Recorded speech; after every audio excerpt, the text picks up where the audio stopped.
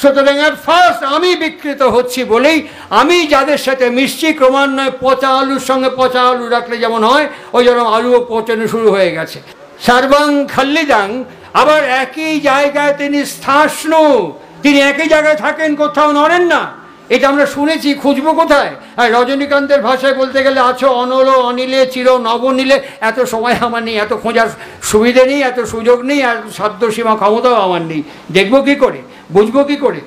আমাদের উপনিষদ বলছে তিনি ভীষণ গুহার মধ্যে বাস করেন। এই গুহায় যাবো কি করে? তমসাবৃত গুহা, এর মধ্যে যাবো কি করে? শ্রীমদ্ ভগবত গীতা আমাদের 18টি অধ্যায় ধরে পরপর পরপর বর্ণনা করছেন, এইভাবে করো, ওইভাবে করো, সেইভাবে করো। একদম শেষ পর্যায়ের দিকে আস্তে আস্তে অর্জুন পরিষ্কার ভাষায় বললেন, তুমি এতক্ষণ আমাকে যা বলেছো আমি সব ভুলে যাচ্ছি, মনে রাখতে পারছি না। শ্রীকৃষ্ণ কি বললেন? ভুলে যাও। হ্যাঁ হ্যাঁ, ভুলে যাও। তুমি যদি ভুলে গিয়ে থাকো, ভুলে যাও, তাহলে কি করব?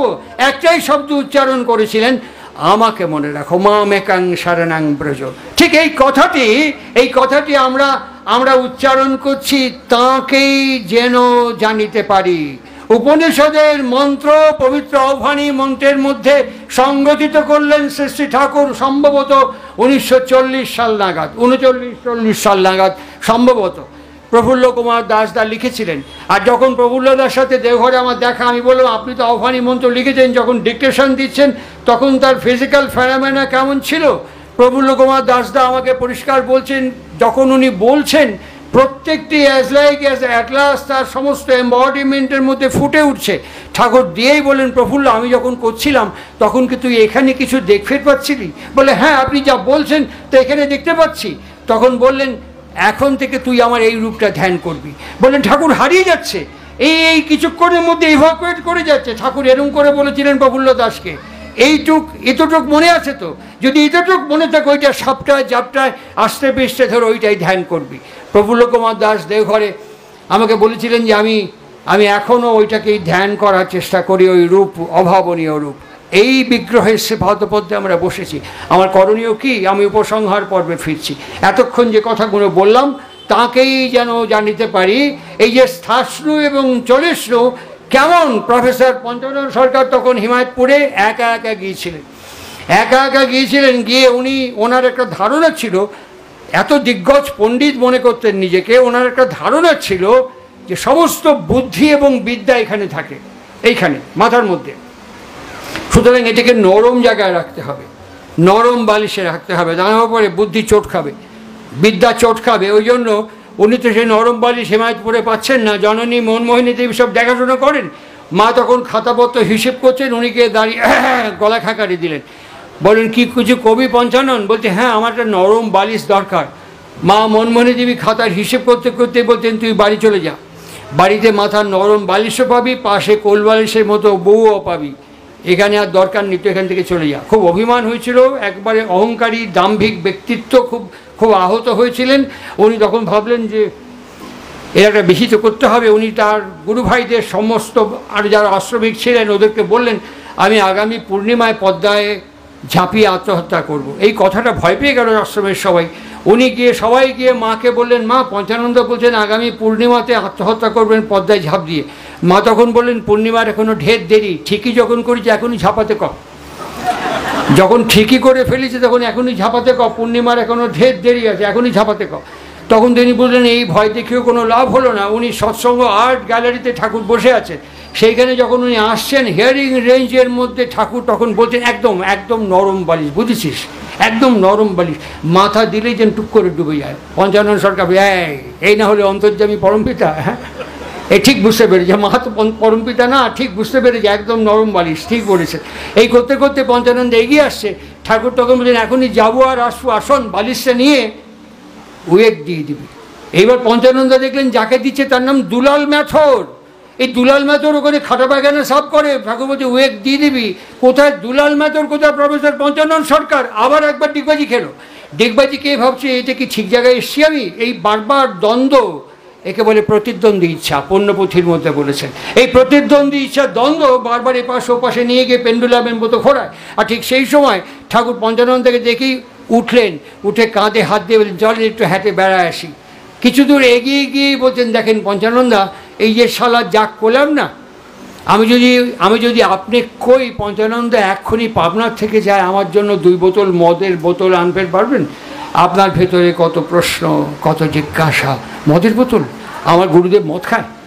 তারপরে মনে হবে পয়সা পাবো কোথায়, যাবো কি করে, দোকান যদি বন্ধ থাকে তাহলে কি করবো? Lots of series of question, one after another আপনার পেছন পেছন হাঁটবেন। দেখবেন নাকি এই দুলাল তো লাগে এক্ষুনি টক করে পাবনায় যে আমার জন্য 2 বোতল মদ নিয়ে গেত আগে, হ্যাঁ হট করে চলে গেল। বলে দেখেছেন কিরকম শালা তৈরি, দেখেছেন কি তৈরি, শালা নরম মাল কার পাওয়া উচিত কন্ত? আপনি তো শালা এমনিই শক্ত হয়ে গেছেন, আপনি তো শালা মাথায় এমনিই শক্ত হয়ে গেছে, নরম মাল কার পাওয়া উচিত কন্ত? হ্যাঁ, আমি কই কি ওই শক্ত যা হয়ে আছে ওটা গলানোর জন্য শক্ততেই মাথা দেন, বাড়ি খেতে খেতে আস্তে আস্তে তরল হয়ে যাবে। সুতরাং এর ভেতর থেকে যখন 2টো বোতল নিয়ে আসলো তখন হেমকবিকে দিয়ে দিল, বললেন হেমদাকে যায় কগা যে এই ঠাকুর পাঠাই দিছে। এই যে চালচিত্রকে আমরা প্রত্যক্ষ করি, বারবার দ্বন্দ্ব। পঞ্চানন সরকারকে জননী মনমোহিনী দেবী কলকাতা থেকে তার বউ ভবতারিণীকে নিয়ে যাওয়ার কথা বললেন, চলে গেলেন পাবনায়, কিন্তু করতাল বাজানো দেখেছেন তো, ওই যে আশিস এখানে বাজাচ্ছিল একটু আগে, শুভ বাজাচ্ছিল এখানে একটু আগে, ওই করতাল বাজানোর মতন দুজনে যেই স্বামী স্ত্রী একসাথে হয় করতালের মতন, ও বলছে এ বলছে, ও বলছে এ বলছে, ও বলছে এ বলছে, ঝগড়া হচ্ছে। আশ্রমে বাড়ির চালে ওদের ছাদে কাক বসতে পারতো না, এত ঝগড়া হতো। তো একদিন সেরকম প্রচণ্ড ঝগড়ার মুখে পঞ্চানন্দা রাগ করে ঘর থেকে বেরিয়ে 2 পা হেঁটে গেছেন, হঠাৎ ডান দিকে কাঁধের ওপরে হাত পড়েছে। কনে চললেন? এখানে একটা মজার ছোট্ট একটু কথা বলে নিই। স্বামী স্ত্রীর মধ্যে এরকমই আমি দেখেছি, আমি জায়গা বলবো না, ব্যক্তি বলবো না, এরকমই সুন্দর কীর্তন হচ্ছে। হঠাৎ আমি দরজার বেলটা নক করেছি, দরজাটাকে, ও প্রলয়রা আসুন। এতক্ষণ কীর্তন হচ্ছিল, এই প্রলয় এসছে, চা খাবেন না কফি খাবেন? আমি যে একটা হলেই হয় নাকি, চাফি খাবেন? চাফি আবার কি? বলে চায়ের চা, কফির ফি, দুটোকে একসাথে জুড়ে দিলে পরে চাফি। সুতরাং আপনি খাবেন? আমি বাপের জীবনে কোনোদিন খাইনি, যদি জানতো তাহলে খেতে পারি, খারাপ না দিন তাহলে খেতে পারি। সুতরাং কি সুন্দর মিষ্টি ব্যবহার। আর চোখের দিকে একটা আয়না আছে, কর্তার গিন্নি চোখ আয়নাতে যখন রিফ্লেক্ট করছে তখন আমি বসে বসে দেখতে পাচ্ছি তার ভাষাটা হচ্ছে দাঁড়াও, এই মালটা বেরোক তোমার হচ্ছে দাঁড়াও, মানে ব্যাপারটা বেরোক তোমার হচ্ছে দাঁড়াও। সুতরাং এইরকম আমাদের ব্যবহার, পঞ্চানন্দা থেকে ওই ব্যবহারই ঠাকুরের সাথে করে বলতেন না ভালো আছে, এইখানে যাচ্ছে ওখানে যাচ্ছে সেখানে যাচ্ছে, এরকম হতে বেশ কিছুক্ষণ বাদে ঠাকুরটাকে বোঝাচ্ছেন, দেখেন আপনাকে নিয়ে একবার গুয়ের মধ্য দিয়ে হাঁটেছিলাম না? বলে হ্যাঁ, আপনার পায়ে তো গু লাগেনি। আরে আমি তো তারপরে একটা গান লিখে আপনাকে শোনালাম, বেছে কুচে চল ওরে ভাই বেছে কুচে চল। বলে হ্যাঁ, গান শোনালি হবে না, লিখলে হবে না, করা লাগবি, ওই মাথায় বেশিক্ষণ রাখা যাবে না। শালা মাথা তো এমনি শক্ত হয়ে জমাট বেঁধে গেছে, ও হাতে পায়ে নামান, তরল করে তাড়াতাড়ি হাতে পায়ে নামান, অনেক বুঝিয়ে সুজিয়ে ঠাকুর চলে গেলেন। পঞ্চানন সরকার ঘরে ঢুকে দেখছেন ওর বউ চেয়ার থেকে একটা আসন ভাঁজ করে কপালে ঠেকিয়ে রাখছেন। কে এসেছিল ঘরে? ঠাকুর। কে? ঠাকুর এতক্ষণ আমার সঙ্গে ছিলেন, তোমার কাছে এসছেন, আবার কীর্তনের মুখোমুখি। তখন পঞ্চানন্দার স্ত্রী বলতেন, ঝগড়া করে কী লাভ, ঠাকুর তো আশ্রমেই আছে, তুমি গিয়ে একবার সরেজমিনে জিজ্ঞেস করে এসো। হ্যাঁ ঠিক, আশ্রমে যখন ঠাকুর যেখানে আছেন যাচ্ছেন, দেখছেন মা মনমোহিনী দেবীর কোলে এরকম করে একটা ছবিও আপনারা দেখেছেন, এরকম করে ঠাকুর বসে আছে। পঞ্চানন্দকে দেখে মা বলছেন, দেখতো পঞ্চানন সারা দুপুর থেকে আমার ছাড়ে না কিছুতেই, কোলের ওপরে হাত দিয়ে বসে রয়েছে। আমি বলি উঠি, কাজ আছে, বলে বয় না, আর একটু বয়।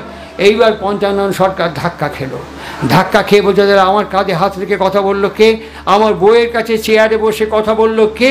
এখানে যদি দুপুর থেকে বসে থাকে তাহলে এ কে? ঠাকুর আস্তে আস্তে উঠতে বলতেন, পঞ্চানন্দ উপনিষদ পড়েছেন তো, ভালো করে একবার উপনিষদটা পড়ে নেবেন।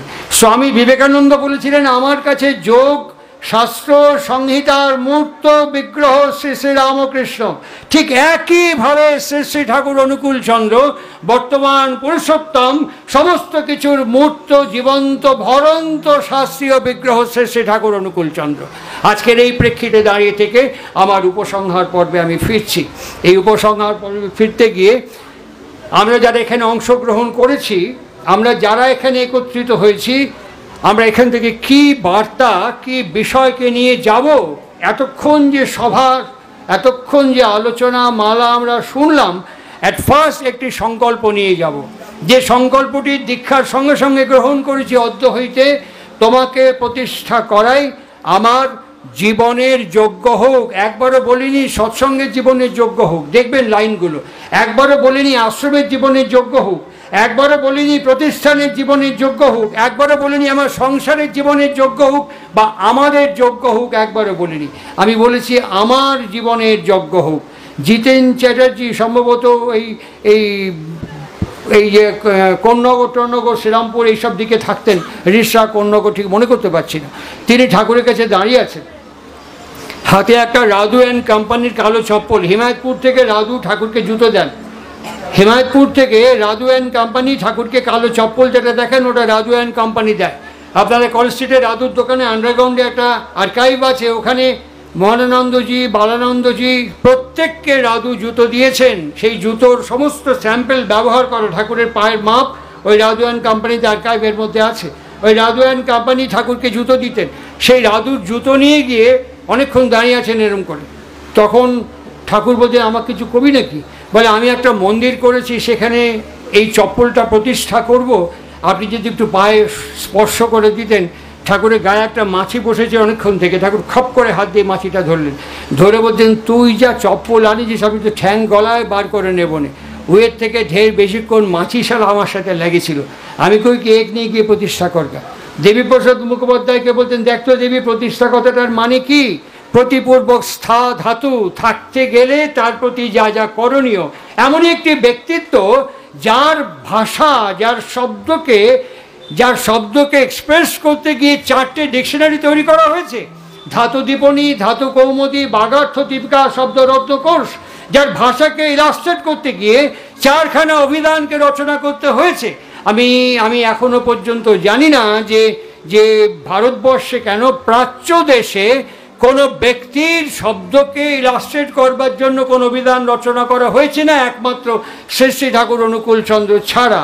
পাশ্চাত্যে আমরা জানি, এরকম অনেকের নাম জানি, পাশ্চাত্যে অনেক ডিকশনারি তৈরি হয়েছে তার ভাষাকে ব্যবহার করার জন্য, প্রকাশ করার জন্য। ঠাকুর বললেন প্রতিপূর্বক স্থা, থাকতে গেলে তার প্রতি যা যা করণীয়। কি কি করণীয়? আমি বলি আপনাদের কারো অকল্যাণ হবে না, কারো অমঙ্গল হবে না, কারো ক্ষতি কিচ্ছু হবে না, কিচ্ছু ক্ষতি হবে না। ইষ্টভীতি যখন করবেন, আপনার সময় যখন ইষ্টভীতি করবেন, চেষ্টা করবেন ঠাকুরের নির্দেশিত সময়কে অনুসরণ করবার।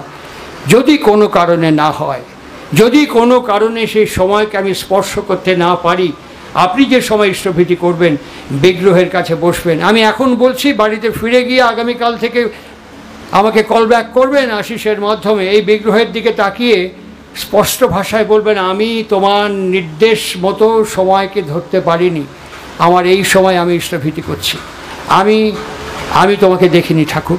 একটাও মিথ্যে কথা না, আমি তোমাকে দেখিনি ঠাকুর, হ্যাঁ সত্যি বলছি, আমি তোমাকে চিনি না, আমি তোমাকে ভালোবাসি বলি, তুমি যেরকম করে ভালোবাসার কথা বলো আমি ওরকম করে তোমাকে ভালোবাসতে পারিনি, পাচ্ছি না, পারবো কিনা তাও আমি জানি না।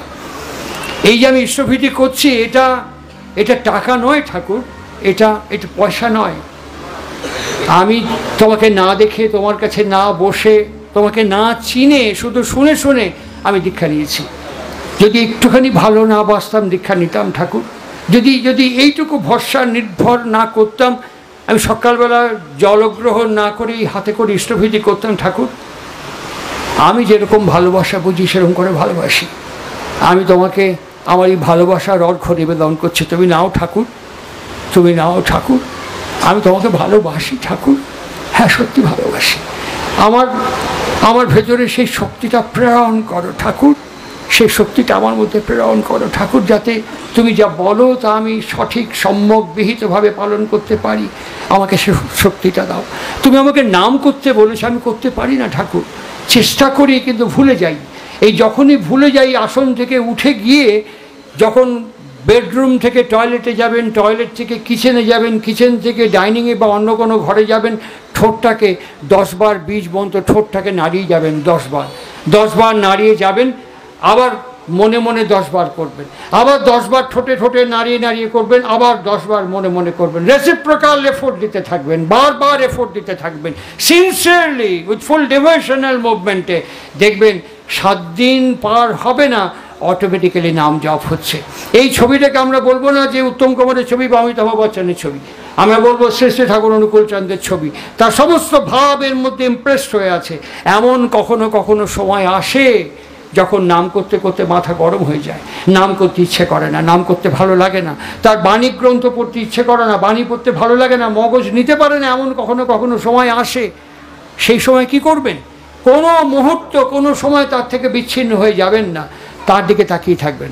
তাকিয়ে তাকিয়ে বলবেন, আমি নাম করার চেষ্টা করেছি, নাম করতে পারছি না। আমি তোমার বাণী গ্রন্থ পড়বার চেষ্টা করেছি, পড়তে পারছি না। আমি তোমার কথা ভাবার চেষ্টা করেছি, ভাবতে পারছি না। আমি কি করবো? আমি তোমার দিকে তাকিয়েছি। কেন? নাম আর নামই অভেদ, নাম আর নামই অবিভাজ্য, অত্যাজ্য। আমি তোমার দিকে তাকিয়ে আছি, কেননা নামের স্বরূপ তুমি, আর তোমার সূক্ষ্ম অবস্থা নাম। পুণ্যপুঁথিতে এই অ্যাসুরেন্স তিনি আমাকে দিয়ে বলেছেন, স্থূলে আমার প্রকাশ, আমার বাস কোথায়? সূক্ষ্মে আমার বাস। সুতরাং এই স্থূল এবং সূক্ষ্মের মিলিত সমাবেশ তুমি। আমি তোমার দিকে তাকিয়ে আছি ঠাকুর, আমি তোমার দিকে তাকিয়ে আছি ঠাকুর, আমি তোমাকে ভালোবাসি ঠাকুর, আমি তোমাকে ভালোবাসি ঠাকুর। বারবার রিপিটেডলি ভেতরে ভেতরে রিসাইট করতে থাকুন। 7 দিন পর দেখবেন বুদ্ধি করে আর নাম করতে হবে না। সৎসঙ্গ বুদ্ধিজীবীদের বিশ্বাস করে না, গুরুত্ব দেয় না। সৎসঙ্গ আন্দোলনে বুদ্ধিজীবীদের খুব গুরুত্ব নেই। একমাত্র সৎসঙ্গ আন্দোলন বিশ্বাস করে বিশ্বাসজীবী আন্দোলন। এখানে বুদ্ধিজীবীরা বুদ্ধির মধ্যে হা আছে না আছে, বিপর্যয় আছে। বিশ্বাসের মধ্যে হা নেই না নেই, কোনো বিপর্যয় নেই। সৎসঙ্গ বিশ্বাস করে বিশ্বাসজীবী আন্দোলন। আমার বিশ্বাসকে আমার ব্যক্তি জীবনে আমাদের এতগুলো পরিবারের মধ্যে যদি আমরা আগামীকাল থেকে স্টার্ট করতে পারি, গেদনি সৎসঙ্গ ঠাকুরের স্বপ্নকে পূরণ করবে। কেমন করে পূরণ করবে? 1949 সাল ঠাকুর তার আবির্ভাব ভূমি হিমায়তপুর থেকে দেওঘর এসছেন। 1946 সাল 1 সেপ্টেম্বর রওনা হয়ে 2 সেপ্টেম্বর দেওঘরে শুভ পদার্পণ করেছেন। কমাস হলো 2 মাস কয়েকদিন। এই 2 মাস কয়েকদিনের মধ্যে আমাদের যতীন দাসদার যজমান এডমন্ড জোসেফ স্পেন্সার, তিনি যতীনদাকে 20,000 টাকা পাঠিয়েছেন। আর যতীনদা 20,000 টাকা নিয়ে ঠাকুরের কাছে আসছেন। তার মধ্যে একটা ছোট্ট চিরকুট লেখা আছে, this rupee only for new Jerusalem, this rupee only for new Jerusalem. এই লেখাটা, টাকাটা নিয়ে আসছেন। ঠাকুর ফট করে বললেন, ওই টাকা দিয়ে আপনি জমি কিনুন, ওই টাকা দিয়ে আপনি জমি কিনুন। আর ওই টাকা দিয়ে কিডনিতে জমি কেনা হলো। আমরা ধরেই নিলাম জেরুজালেম হচ্ছে হিমায়তপুর, পাবনা জেলার হিমায়তপুর জেরুজালেম। আমরা ধরেই নিলাম দেওঘর হচ্ছে নিউ জেরুজালেম। তাহলে প্রশ্ন থাকবে, আবার নিউ জেরুজালেমের প্রশ্ন আসলো কেন? আর পরমপিতা পুরুষোত্তম থেকে অ্যাপ্রুভ করলেন কেন? আবার জমি কেনাতে বললেন কেন? এই প্রশ্ন থাকবে। গিধনি দিয়ে উন্নতি হবে না, আশ্রম দিয়ে উন্নতি হবে না, আপনাদের দিয়ে উন্নতি হবে। আমি সেদিনকে আশিস ছিল, আমি বলেছি 15ই আগস্টের উৎসব, ওরা বললে কালেকশন করতে বেরোবো। আমি কেন কালেকশন করতে বেরোবে? আমার বাড়িতে ছেলের জ্বর, আমার বাড়িতে বউয়ের শরীর খারাপ, আমি কালেকশন করতে বেরোই? আমার বাড়িতে পরিবারের সংকট, আমি কালেকশন করতে বেরোই? কেন কালেকশন করতে বেরোবে আশিস? খালি জানিয়ে দেবে 15 আগস্ট উৎসব, গিধনিতে উৎসব হবে বছরে 2 বার। আমাদের কালেকশন করতে বেরোনো, কেন কালেকশন করতে বেরোনো হবে? এতদিন 50টি বছরের মধ্যে ইষ্টবিধি পাঠাতে পাঠাতে কুকুর পুষলে টান হয়, পাখি পুষলে টান হয়, বিড়াল পুষলে টান হয়। আর এতদিন আশ্রমে যাতায়াত করতে করতে আমার বাড়িতে আমি কালেকশন পৌঁছে দেবো, কেন দিতে হবে? কি নির্মাণ হলো, কি প্রতিষ্ঠা হলো, কি তৈরি হলাম ভেতর থেকে? তো বিল্ড আপ ফ্রম উইদিন। কোনো কালেকশনের জন্য কারো কাছে কেউ যদি নাও যায়, আমার শত দায়িত্বে শত উৎসারণায় আমি আমার অর্ঘ্য আমার গুরুদেবের শ্রীপাদপদ্মে নিবেদন করব। চুরি হলো? অনেকে বলেন যে অডিট রিপোর্ট দেখান, চুরি হলো, তছরূপ হলো, অভিযোগ করব।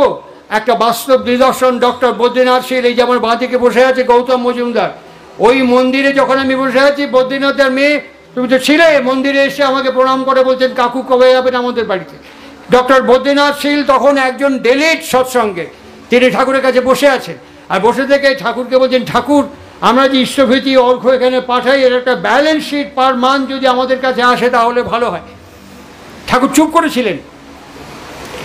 বারবার রিপিটেডলি বলছেন, বড়দা এগুলো অপচয় করছেন, বারবার রিপিটেডলি বলছেন। ঠাকুর বলেন, বড় খোকা ডাক দিয়ে নিয়ে আয়। বড়দা আসলেন। বড় খোকা, এই বদ্রীনাথ আজ পর্যন্ত যত ইষ্টভীতি করেছে সুদ সমেত এক্ষুনি ওর হাতে ফেরত দিয়ে দে। বলুন, ওর হাতে ইষ্টভীতি হলো? আমি চোখের সামনে দেখেছি বদ্রীনাথ শীল কাঁদে কেটে গড়াগড়ি খাচ্ছেন, ঠাকুর কর্ণপাত করেননি। শাশ্বতী বই বাণীগ্রন্থ, তার মধ্যে তিনি বলছেন হিসাব চাইলে পরে অপমান বোধ করে, হিসাব দিতে কার্পণ্য করে, হিসাবে গরমিল আছে। তুমি আরেকটু এগোও, গিয়ে দেখবে অন্দরমহলে পায়ের ওপর পা তুলে দিব্যি বিশ্বাসঘাতকতা, কৃতজ্ঞতা এবং অকৃতজ্ঞতা ধূমপান করছে। একই সঙ্গে বোথ সাইড বায়োল্যাটারাল ট্রিটমেন্ট করলেন।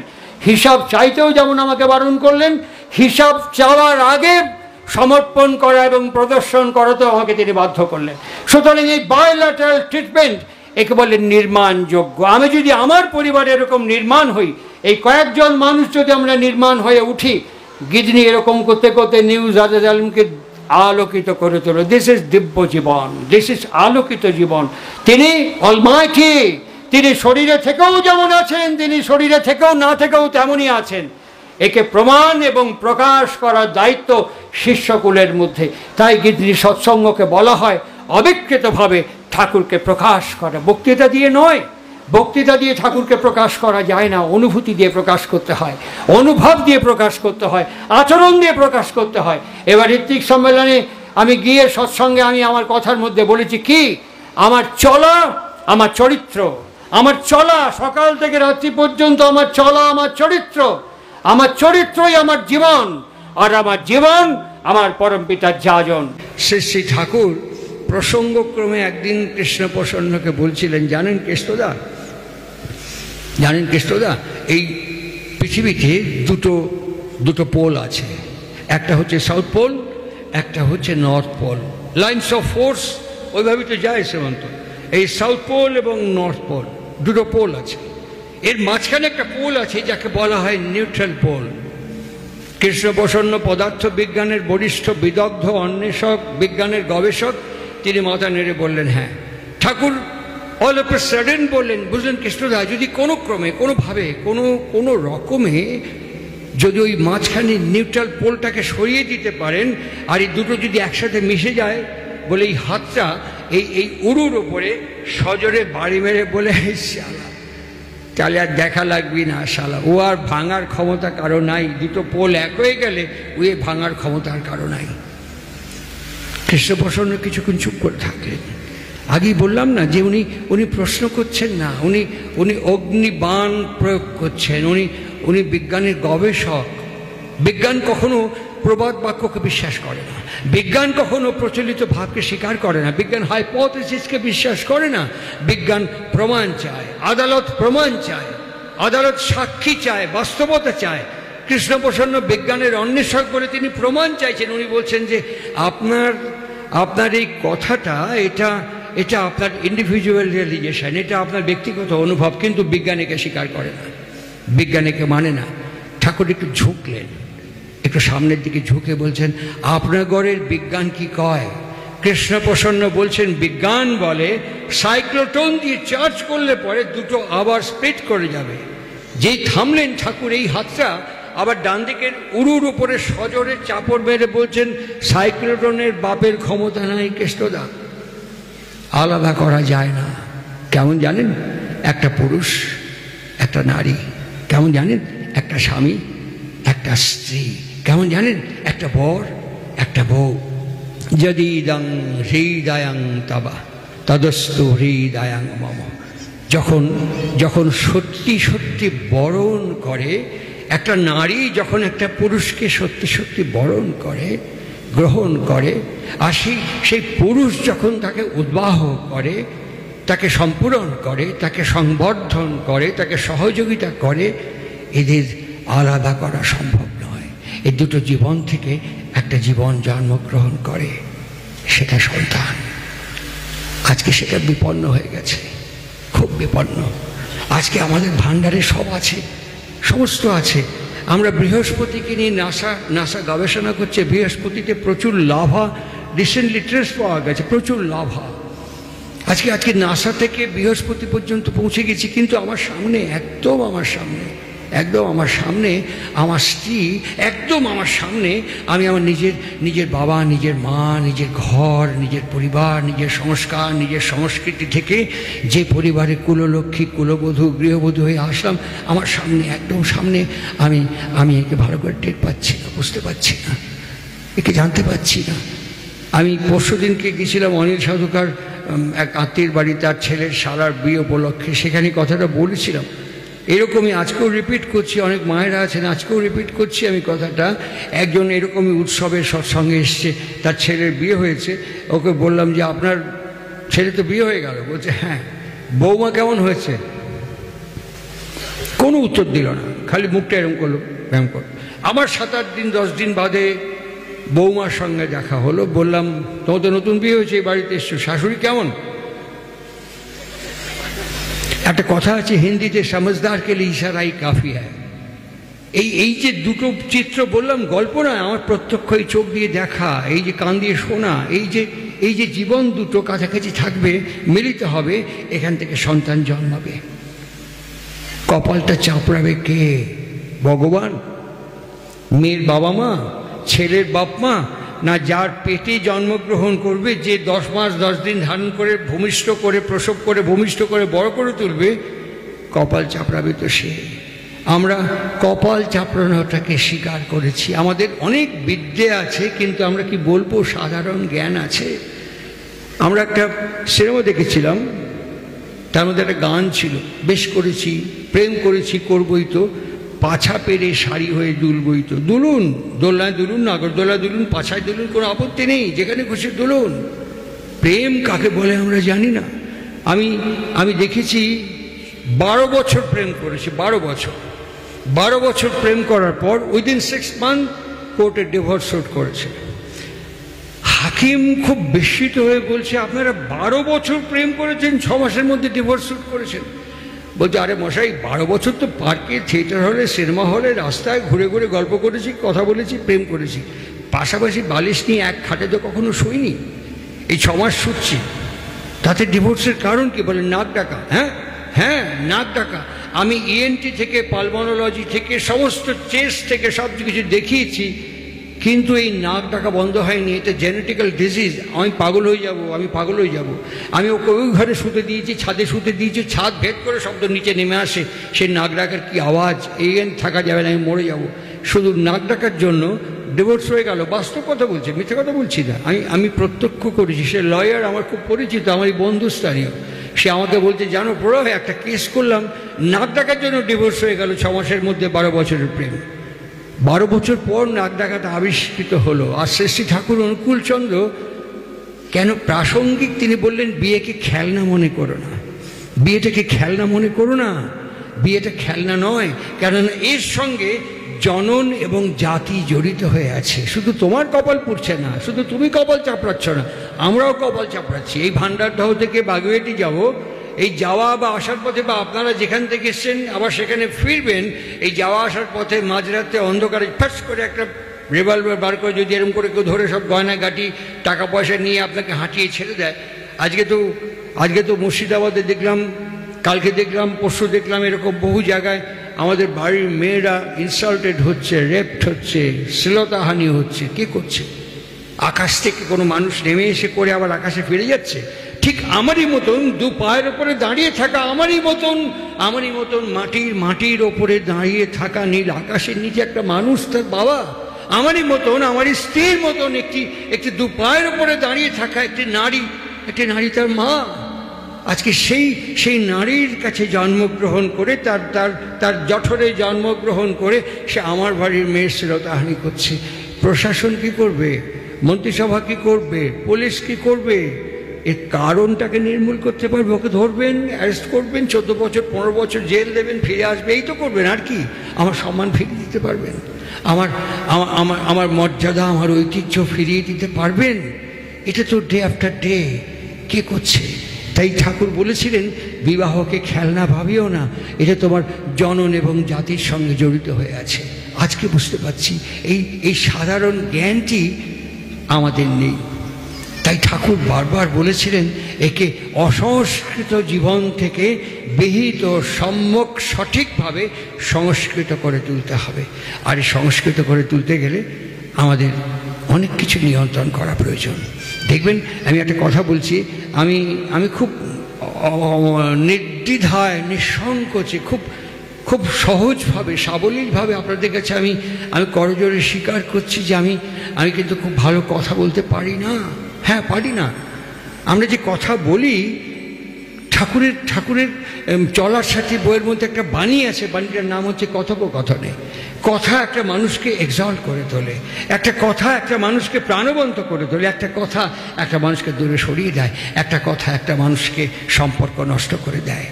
আমি সত্যি স্বীকার করছি আমি কথা বলতে পারি না। কথা কেমন?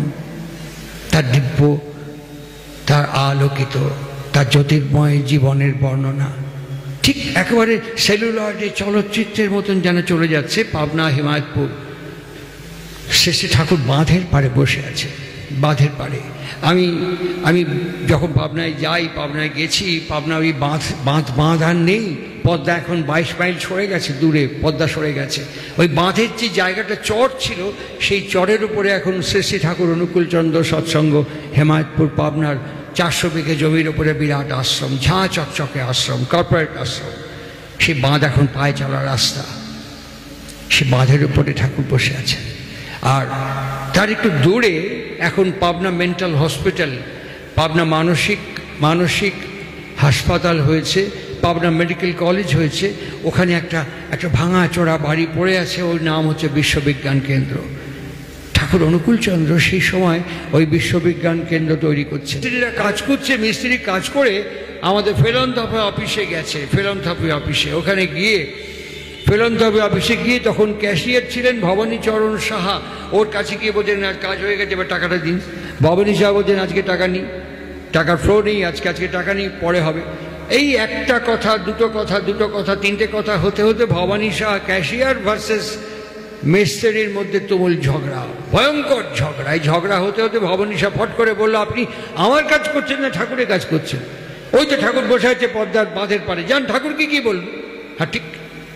এবার ঠাকুরকে বলার জন্য আসছে।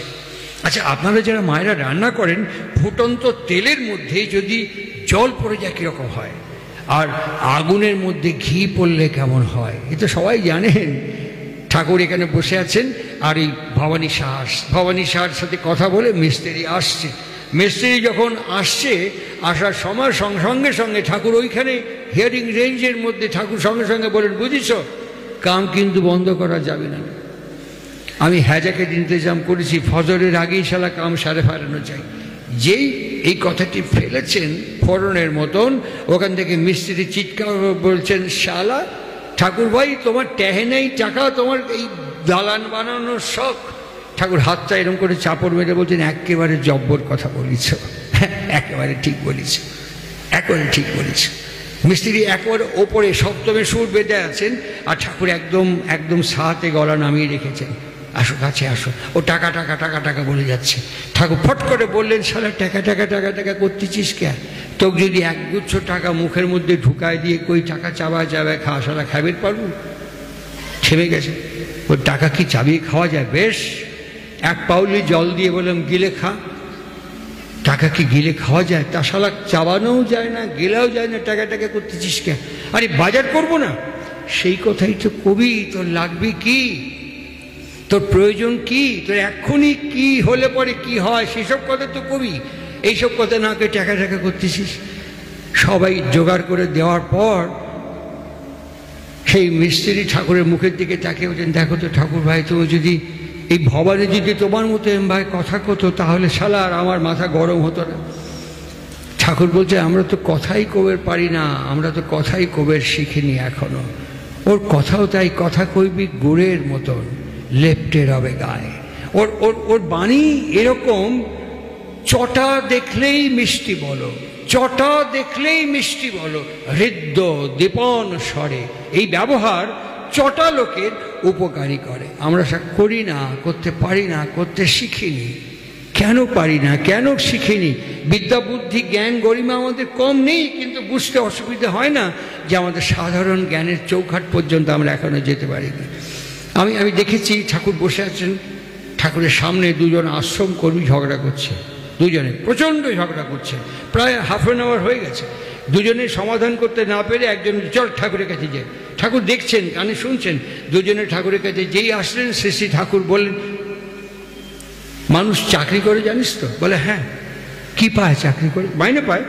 মানুষ ব্যবসা করে জানিস তো? হ্যাঁ। ব্যবসা করে লাভ কি? মুনাফা হয়। তা তোরা যে এতক্ষণ ঝগড়া করলি, তোগরের ফয়দা কি? দুজনেই চুপ করে থাকলো, দুজনেই চুপ করে থাকলো। ভেবে দেখবেন আমরা ঝগড়া করি, আসলে আমি কিন্তু ঝগড়া করি না। ঠাকুর বড় সুন্দর বলছেন, আমি এখনো পর্যন্ত পাইনি, দেখিনি, শুনিও নি। ঠাকুর বলছেন মানুষের সংজ্ঞা হচ্ছে কতকগুলো ভাবের সমষ্টি। মানুষ হচ্ছে কতকগুলো ভাবের সমষ্টি। মানুষকে রাগিয়ে দিলে একরকম ভাব, মানুষকে প্রশংসা করলে একরকম ভাব। মানুষের সবসময় ভাব হচ্ছে how to make, how to earn. নিজেকে বিকশিত করতে চায়, নিজেকে প্রকাশিত করতে চায়। আদতে মানুষের সত্তা কি চায়? রবীন্দ্রনাথ বলেছেন, হৃদয় আমার চায় যে দিতে, কেবল নিতে নয়, বয়ে বয়ে বেড়ায় সে তার যা কিছু সঞ্চয়। আমি অনেক ধনী মানুষের সান্নিধ্যে গেছি, ভারতবর্ষে প্রচুর ধনী মানুষের সান্নিধ্যে গেছি। বিশাল প্রাসাদের মতো বাড়ি আমি তাকিয়ে দেখেছি। সে যখন রাত্রিবেলা শোয়ে 3.5 জায়গার বেশি তার দরকার, দিলেও নিতে পারে না। ও তার যতটুকু দরকার ওই জায়গার বেশি সে শুতে পারে না। মানুষ প্রচুর উপায় করে, কিন্তু যখন ভাত পেতে দেয়, খেতে দেয়, তার স্টমাক যতটুকু নেবে তার বেশি সে আর নিতে পারে না। আর এইখানেই আমাদের সমন্বয়ের সংঘাত সৃষ্টি হয়ে যায়। আমার কথার উপসংহার পর্বে ফিরছি। আমি তখন দেওঘর আশ্রমে থাকি। ভারতবর্ষের কেন্দ্রীয় পূর্ণমন্ত্রী ছিলেন কেপি সিংদেও। এই কেপি সিংদেওর নিমন্ত্রণে উড়িষ্যার লোক, আশ্রম থেকে একবার ওর আমন্ত্রণে আমরা ঢেঙ্কানাল গিয়েছিলাম, উড়িষ্যার জঙ্গলে। ওখানকার যে রেঞ্জার ছিলেন তিনি সব ঘুরে ঘুরে দেখালেন একটা সুন্দর একটা নদী নেমে গেছে। নদীটা খুব আহামরি নয়। রেঞ্জার বললেন যে এই নদীতে জঙ্গলে যত জানোয়ার থাকে ওরা একটা নির্দিষ্ট সময় আছে প্রত্যেকের, সেই সময় প্রত্যেকেই একই নদী থেকে জল খেয়ে যায়। জানেন তো, প্রত্যেকের মধ্যে খাদ্য সম্পর্ক। ওকে সামনে পেলে ওকে সামনে পেলে সঙ্গে সঙ্গে খেয়ে নেবে, কিন্তু ওদের দেখা হয় কম, ওরা এখানেই জল খায় বলে খুব জোরে হেসে উঠলেন। আমাদের পাশে এক ভদ্রলোক ছিলেন, তিনিও খুব জোরে হাসলেন। আর যে পূর্ণমন্ত্রী তিনি খুব গম্ভীর হয়ে সবুজ গাছের দিকে তাকিয়ে থাকলেন। আমি পরে জেনেছিলাম এই যে খুব জোরে ডান দিকের লোকটি হাসলো আর পূর্ণমন্ত্রী যে গম্ভীর হয়ে গেল, এই হাসা লোকটি ওই মন্ত্রীর চরম বিরোধী দলের চরম সমালোচক, চরম নিন্দুক। আর সেই জন্য জোরে হেসে উঠল এই কথায়, আর মন্ত্রী খুব গম্ভীর হয়ে তাকিয়ে থাকলো। আমার অনেক পরে মনে হয়েছিল আমার ক্ষেত্রেও তাই সত্যি। তাকে দেখুন যে ড্রিঙ্ক করছে তার লিভার কিন্তু ড্যামেজ হচ্ছে। যে চেইন স্মোক করছে তার লাং কিন্তু ড্যামেজ হচ্ছে, কিন্তু লিভার এবং লাং এবং প্যানক্রিয়াস কিন্তু এক মুহূর্তের জন্য বলছে না তোমাকে ছেড়ে চলে গেলাম, তোমাকে আর সহযোগিতা করবো না, একবারের জন্য বলছে না। ওরা কোঅপারেট করছে। যখনই ড্রিঙ্ক করা বন্ধ করে দিল সঙ্গে সঙ্গে স্টমাক, লিভার ঠিক হয়ে গেল। যখনই ধূমপান বন্ধ করে দিল তখনই সিওপিডি থেকে সরে গেলাম, লাং ক্যান্সার, কার্সিনোমা থেকে সরে গেলাম, তখন আস্তে আস্তে লাং, হার্ট সব ঠিক হয়ে গেল। এতটা সহযোগিতা, এতটা সহানুভূতি, এতটা সানুকম্পিতা এই আমার শরীরের ভেতরে আছে। এই আমিটা যখন আপনার দিকে তাকাবো তখন আপনি আমাকে ঈর্ষা করবেন, হিংসা করবেন, বিদ্বেষ করবেন, নিন্দে করবেন, সমালোচনা করবেন। এই যে দুটো একটা ভেতরের আমি, তাকিয়ে দেখুন আমার যন্ত্রপাতি সব আমাকে সাহায্য করছে, আর আমি যাই বাইরে আপনার প্রতি বিরক্ত হচ্ছি, বিক্ষুব্ধ হচ্ছি, ক্রিটিসাইজ করছি। আপনি আমাকে ল্যাং মারছেন, জব্দ করছেন, আঘাত করছেন, ক্ষত বিক্ষত করছেন। এই ডুয়েল পার্সোনালিটি আমি কি বুঝতে পারি না? পারি। আমি কি জানতে পারি না? পারি। আমি কি ধরতে পারি না? পারি। অতিক্রম করতে পারি না কেন? আমার দুর্বলতা, আমার ভেতরের প্যাশনেট ক্রেভিংস। সজল বলছিল জপ ধ্যানের কথা। দেখুন, আমি যদি এরকম করে হাত বাড়াই, যত কোনো মানুষ আমার কথা শুনছেন, আমি কাউকে স্পর্শ করতে পারবো না। আপনারাও যদি ওখান থেকে আমার দিকে হাত বাড়ান, আপনাদের কোনো হাত আমার ত্বককে স্পর্শ করতে পারবে না। মাঝখানে কি আছে? শূন্য, ইথার। কিন্তু ওখান থেকে একদম পেছনে, ওখান থেকে যদি আমাকে কেউ একটা গালাগাল করেন, অশ্লীল গালাগাল করেন, আমি যদি একটা অশ্লীল গালাগাল করি কাউকে, সেটাই শূন্যকে, ইথারকে আশ্রয় করে কানের মধ্যে ঢুকে যাবে তো? কানের মধ্যে ঢুকে গিয়ে আমার ব্রেনের মধ্যে পৌঁছে যাবে তো? গিয়ে আমাকে ভেতর থেকে বলবে, শ্রীমন্ত আপনাকে গালাগাল করেছে, ওই অনিল সাধুকা, অশোক সাধুকা, সোমনাথ সাধুকা আপনাকে গালাগাল করেছে। এই যখনই আমি বুঝতে পারবো যে আমাকে গালাগাল করেছে, তখন আমার ফিজিক্যাল ফেনোমেনা বদলে যাবে, আমার বডি ল্যাঙ্গুয়েজ বদলে যাবে তো? ভুল বলছি না তো? তখন আমি আস্তেন গুটিয়ে কি বললেন এগিয়ে যাব। আমার ভেতরে রিয়াকশান হবে। একটা অত্যন্ত নিকৃষ্ট নিচু শব্দ, একটা অত্যন্ত নিকৃষ্ট ইতর শব্দ যদি আমার ভেতরের infrastructure, cellular structure, total human স্ট্রাকচারকে এতখানি পরিবর্তন করে, এতখানি অ্যাক্টিভেট করতে পারে, he who comes the above of region of complexes, যিনি প্রবৃত্তির ঊর্ধ্বমার্গ থেকে নেমে এসে আমাকে একটা শব্দ দান করলেন, সেই শব্দ আমাকে কেন পরিবর্তন করতে পারবে না?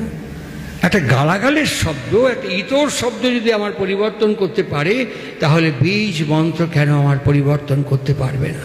তা যদি না পারে, তাহলে তার কারণকে খোঁজার জন্যই আজকের উৎসব মানে তাই যা শ্রেয়কে সৃজন করে, উৎসব মানে তাই যা গণসংহতি সমাবেশকে সৃষ্টি করে, উৎসব মানে তাই যা আমাদের অভ্যস্ত সংস্কারের বিরুদ্ধে ইষ্ট সংস্কারকে আত্মীকৃত করতে উদ্বুদ্ধ, অনুপ্রাণিত, উদ্বেলিত, আন্দোলিত করে তোলে।